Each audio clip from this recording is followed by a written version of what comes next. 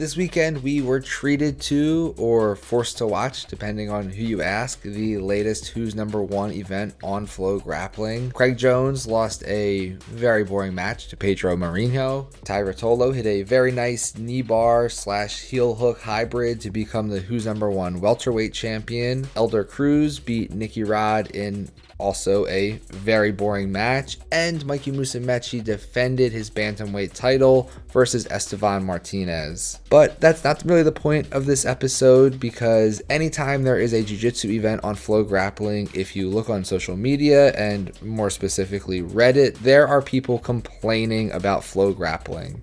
After the Who's Number One event this past weekend, if you looked at the BJJ subreddit, there were 5 different posts where people were / are upset with Flo, and you could add a lot more to that number if you looked at the live discussion thread for the event. From commentary to stream quality to the cost, people seem to have a lot of complaints, so I wanted to look at them and see what's going on and why some people really hate FloGrappling.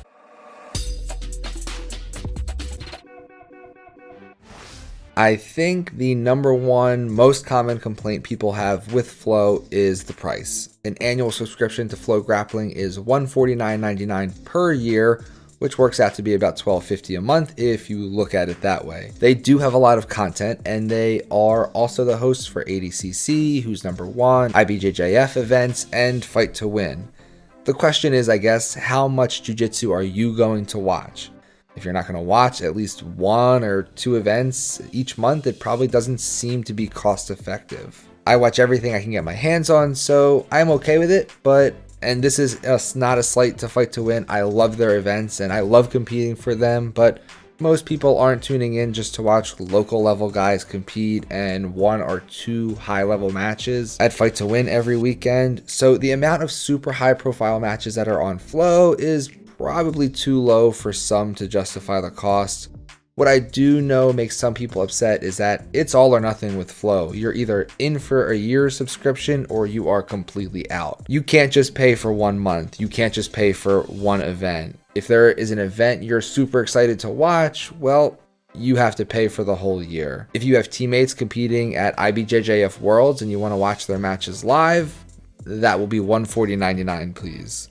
It's not the best. Outside of cost, the number 2 complaint that you will see every single event, people will be complaining and commenting and posting about how bad the stream quality is, that it's jumpy or cutting in and out, or the picture quality is grainy. I don't have a dog in this fight because I have never had this issue.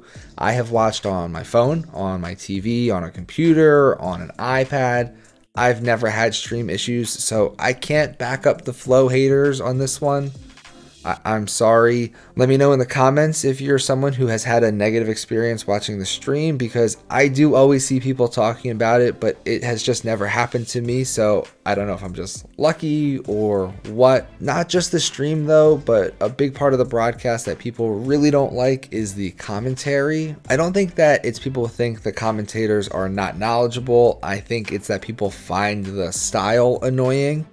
What I like about the UFC commentary, and it doesn't matter which specific commentators it is, if Joe Rogan or DC or Michael Bisping, whoever, it's more so the approach I'm talking about. It's supposed to be unbiased. And yes, there have been plenty of complaints about DC and Rogan having big time outward biases, but the approach is supposed to be neutral. With Flo events, there are times where the commentators will come right out and tell you who they think is going to win, and they sometimes stop just short of telling you who they want to win. It just doesn't feel right for someone who is supposed to be doing commentary to have such a bias. A commentary complaint that we saw this past event in both the Craig Jones versus Marinho match and the Nicky Rod versus Cruz match, it was like watching paint dry. The matches were so dull, and the commentators are acting like it's a barn burner, like it's a dogfight. Flo needs to use Jay Regalbuto more. He's the only one who doesn't do the things I just said, but he's not on a lot of the events. He should be. Please, Flo, bring back Smash Pass J. Also, Kyotera's analysis at the last Who's Number One was really good, and I hope we see more of him doing commentary. People also complain all the time that because these events are on Flow and behind a paywall, that it means competitors don't get the exposure they deserve, which limits the growth of the sport overall. I would like to remind you that the UFC is currently behind 2 paywalls, and you have to pay for ESPN Plus in order to be able to pay for the UFC events, and that the UFC grew completely on pay-per-view, which is also a paywall. The counter argument to the counter argument I just said would be that the UFC does free content like The Ultimate Fighter and Fight Nights. My response to the counter argument of that counter argument would be that Flow also puts free stuff on YouTube, and even the UFC Fight Nights are behind the ESPN Plus paywall now. And right now, FloGrappling's Instagram has 692,000 followers. They were posting highlights from the event that were getting hundreds of thousands of views. To be fair, the UFC Fight Pass Instagram has 1.1 million followers, so roundabout double, but the UFC is the UFC and grappling is grappling. I think it's unfair to say that people competing on Flow events aren't getting exposure, and I say that as someone who has competed for events that have been on Flow, and I'm still mad they didn't post my highlights from my matches. If bitter me can say that, then I think we can all agree competitors do get a push from FloGrappling. However, I do agree that Flow doesn't promote their events enough. And I can already hear you typing, how can you say they push the fighters when they're not pushing the fights? I think post-match, I think when the match happens, exposure happens because they're sharing content from those matches featuring those fighters. But they're not bringing in new viewers the way they could because they're not promoting the events. Seth Daniels from Fight to Win was calling out Flow a few months ago because Flow wasn't promoting his events, and all of his events are exclusive to FloGrappling. This most recent card had some big names on it like Craig Jones, Mikey Musumeci, Ty Rotolo, Nicky Rod. It wasn't until like the day before they said, oh hey yeah, by the way, you should probably watch this.